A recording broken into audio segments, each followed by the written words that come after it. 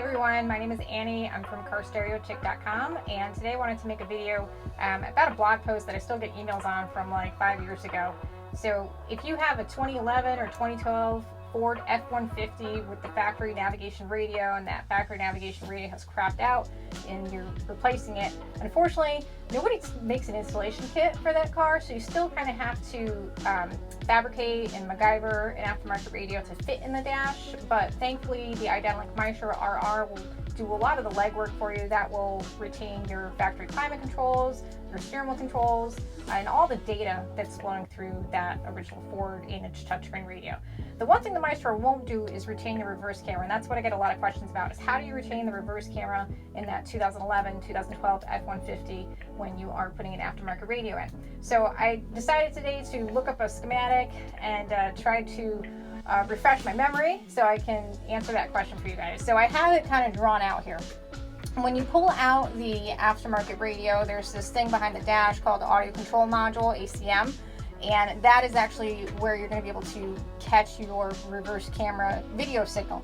But you're not going to have a video cable like this, right? So you have to make one. And the way you're going to do that is you're going to identify the video positive, video negative.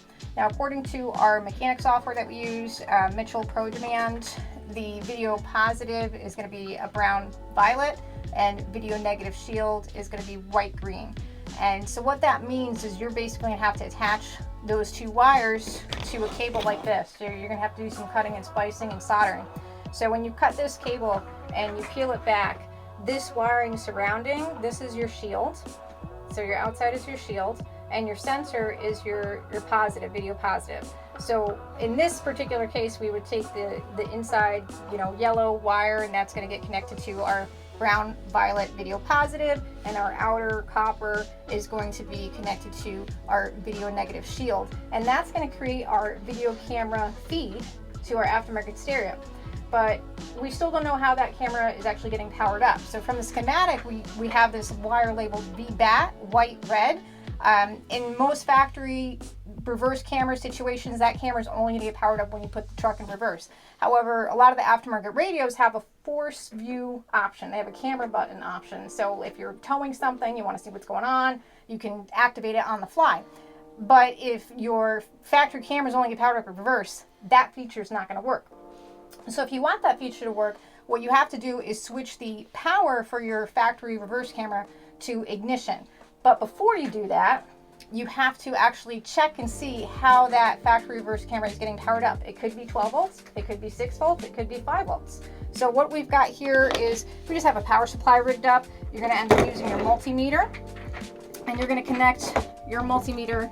We'll pretend this is chassis ground inside the vehicle, and then we're going to connect to that VBAT wire in the car and see what we get. So if it is a 6 volt turn on, you're going to see that you've got 6 volts on that wire. So then you know, all right, I can't just go straight to 12 volts. I'm going to need to step that power down to 6 volts.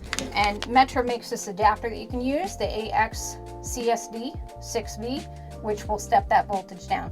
And honestly, it could be 12 volts in this car. It's just been so many years since we did that blog post that I really don't remember if it was 12 volt or 6 volt, but most factory cameras are not going to be 12 volts. They don't make it easy. So get yourself one of these in case it is a 6 volt turn on and you want to activate that on the fly. So I hope this video has been helpful, guys, and I hope it answers a lot of questions for you folks that have been emailing me. And if you like this video and appreciate it, please click the like and subscribe button. Thanks for watching.